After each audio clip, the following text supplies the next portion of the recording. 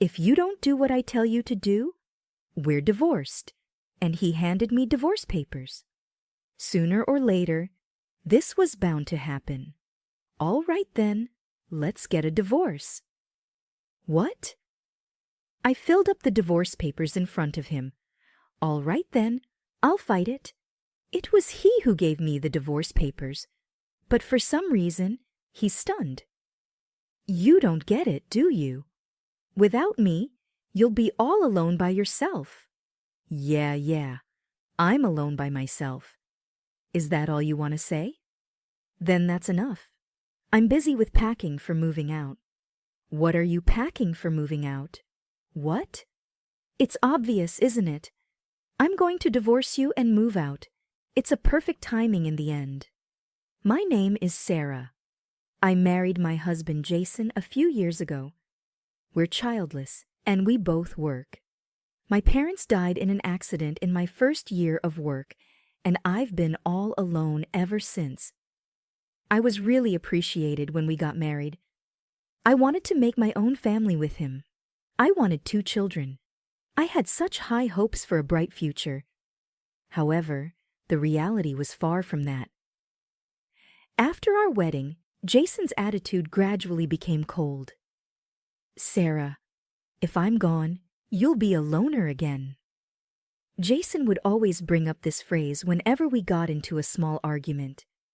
He would attack me by my weaknesses and always get into a fight, because he complains about my housework. Ah, is this stir-fried vegetables for dinner tonight? The dishes for old people. Didn't I call you to ask what you want to eat today? You said whatever. Yes, but I still think a housewife should think about what her husband wants to eat and cook it. I was in the mood for pizza today. Then say so. You should know without asking. You'd complain no matter what I cook. What did you say? I work just as hard as you do, and I'm the only one who takes care of the housework. Don't talk like that. You said before we got married that you like doing housework. It's true I like it, but if you're always complaining about it, I don't want to do it anymore. I see. What? No, I just thought you were being cheeky. Cheeky? If you are making that comment, it makes you think less of me. I don't like that about you either. You're always reading into things. I don't want a wife who talks down to me like this. Here we go again. Next, you'll just start bringing up the fact that I'm alone in the world. And then another synonymous statement from Jason that he always says, well, maybe having kids will make your loneliness go away. Maybe it's time for us to have kids too. Jason never forgets to say this after an argument. When we just got married, I wanted to have a baby right away. But early on in our marriage, the husband who had been so kind to me was gone. Now that he has turned into the man who just complains, I'm hesitant about having children with him. It's true that I have no other relatives than Jason. But before I married him, I was living on my own. I have enough money to save and really not go back to being alone. But there are times when I would rather go back to being alone than have Jason threaten me. If I had a child, I would spend the rest of my life being abused by him, and he would abuse me in front of them.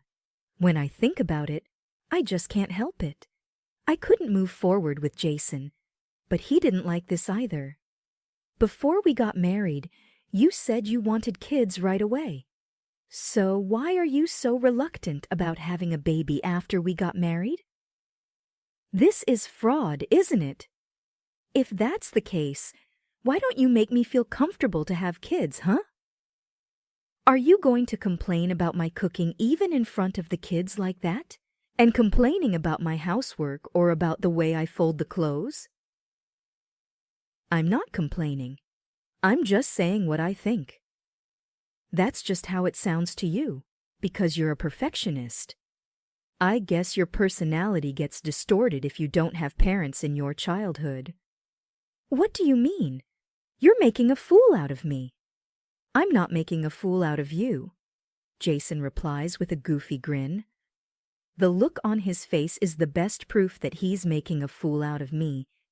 And to top it off, there's my mother-in-law. Any grandchildren yet? That's what I'm always asked when I visit my parents-in-law's house. That's right. You should tell her too. She's not helping at all. Sarah, what's going on? My mother-in-law stares at me. I couldn't say anything. Well, I guess there are things going on. Jason, you should talk it over with Sarah. I talk to her all the time, but this woman... Don't call her this woman. Just make sure you and Sarah talk it out, okay? Okay, I understand. My mother-in-law doesn't talk too much. She's been living alone ever since her husband died. She's not a bad person, but she's always saying, "Any grandchildren yet?" And it's really tough on me.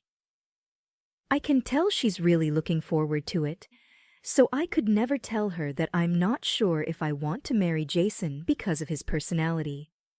I had no choice but to keep my mouth shut. Then my mother-in-law had an accident. I got a call from Jason and left work early to rush to the hospital. I guess I arrived earlier than he did. I'm sorry for disturbing you, Mother. Are you all right? I'm fine, as you can see. Well, it's just that, I broke a bone in my leg. Oh my God, you don't have to cry like that. I just burst into tears. I'm sorry. I was afraid I might also lose you by an accident. I was so worried on the way here. Oh, well, I guess he didn't tell you. Well, I'm sorry I made you worried. I'm sorry you had to remember what happened to your parents. This was the first time my mother-in-law and I talked about a lot of things. You should go home now. But I'll wait for Jason to come. I'll go home with him. Then my mother-in-law said, "He's not coming, so you can just go home."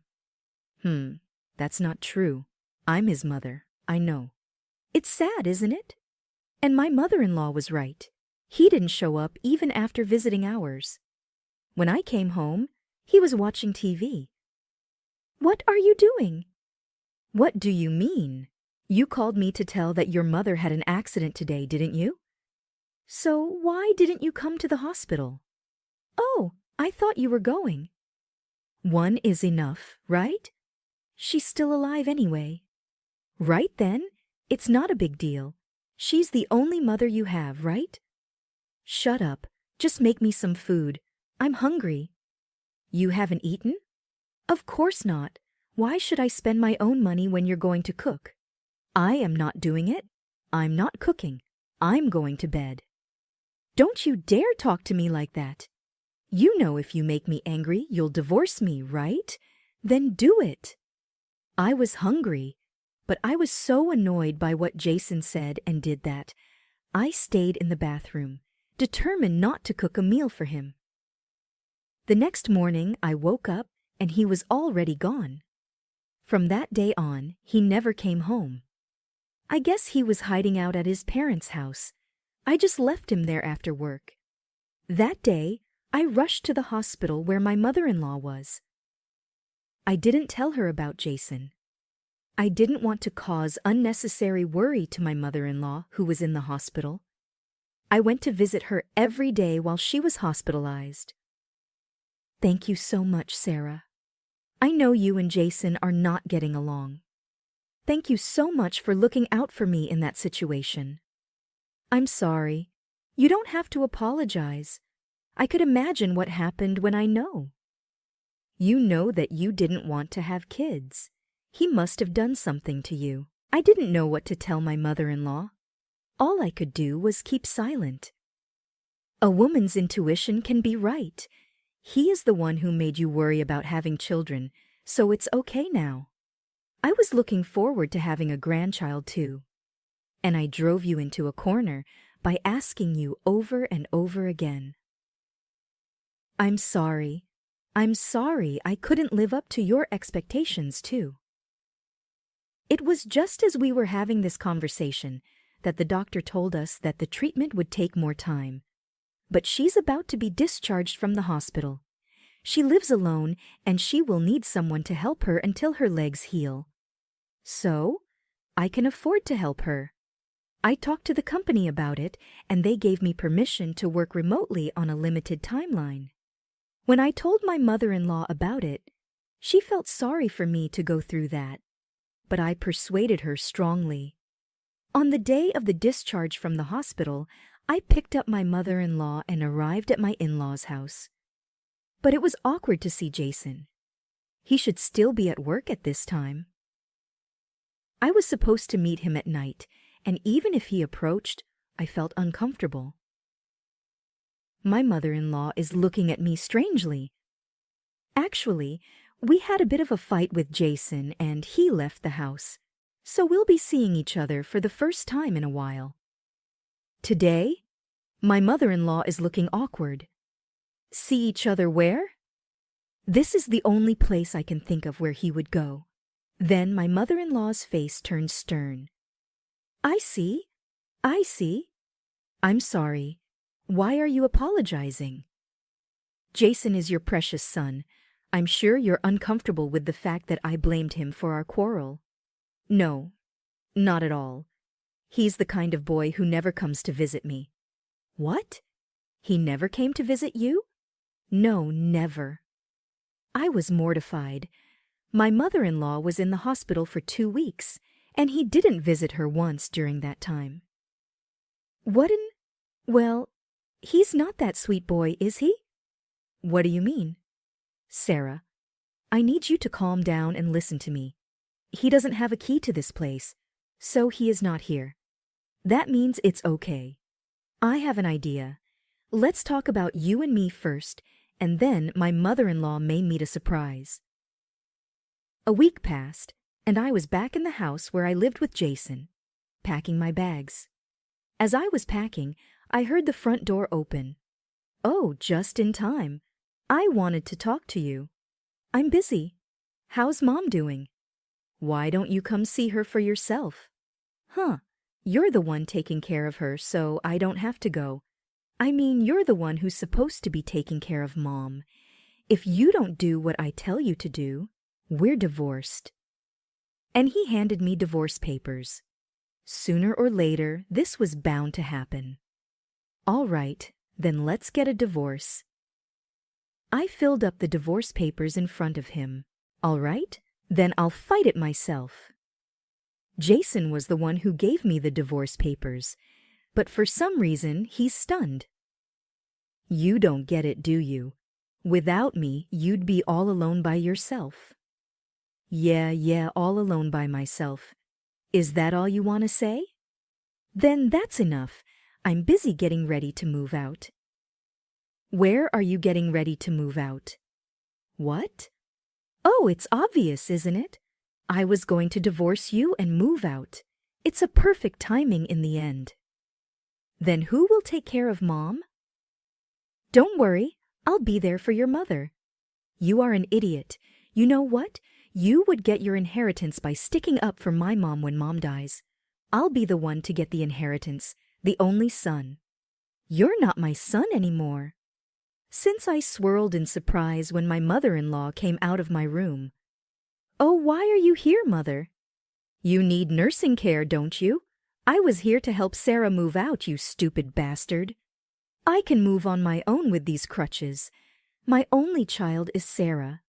I don't need a childhood after my inheritance, even when I'm not dead yet. You won't get anything.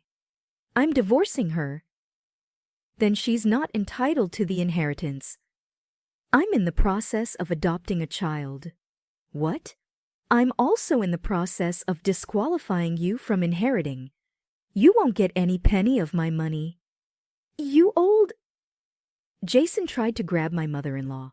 I quickly pushed him away, took my mother-in-law by the hand, and left the house. Hey, are you his wife? A strange woman was standing in front of our house. Oh, it's you. You're the one who's having an affair with... What? Well, for now, I mean, did you write the divorce papers? Please get out of this house as soon as possible. I see. So Jason had rolled into this person's house. I was surprised by the woman's sudden visit, but I had zero feelings about Jason's affair. I was rather excited that I could get alimony for this. And then Jason came after us. He flinched when he saw the face-to-face with his girlfriend. "You're the one who made her wait here. So you were having an affair, hmm?" "Thank you. I'll make sure I get my alimony." Jason stood there stunned. My mother-in-law and I got into the car and drove away with him standing there.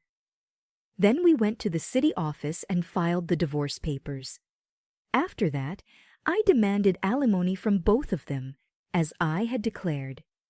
They made excuses, but their intense relationship was easily exposed through the free-spirited girlfriend's social media. They both transferred large sums of money to me. The cheating partner was after my mother-in-law's inheritance.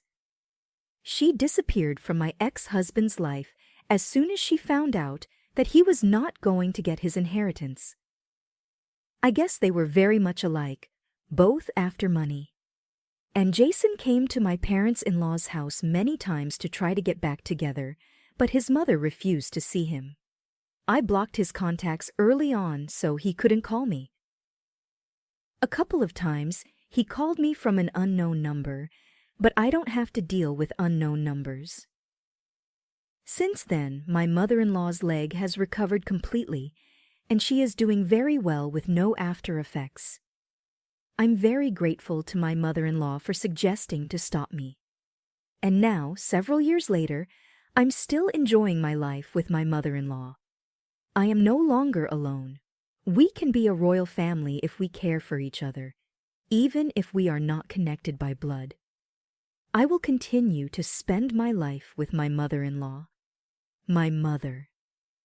It's unforgivable to take your wife witness and do whatever you want to her. And his reason for wanting to have children is terrible. He will never be happy. I hope Sarah and her mother will be happy in the future. Thank you for watching. Please subscribe to our channel if you like.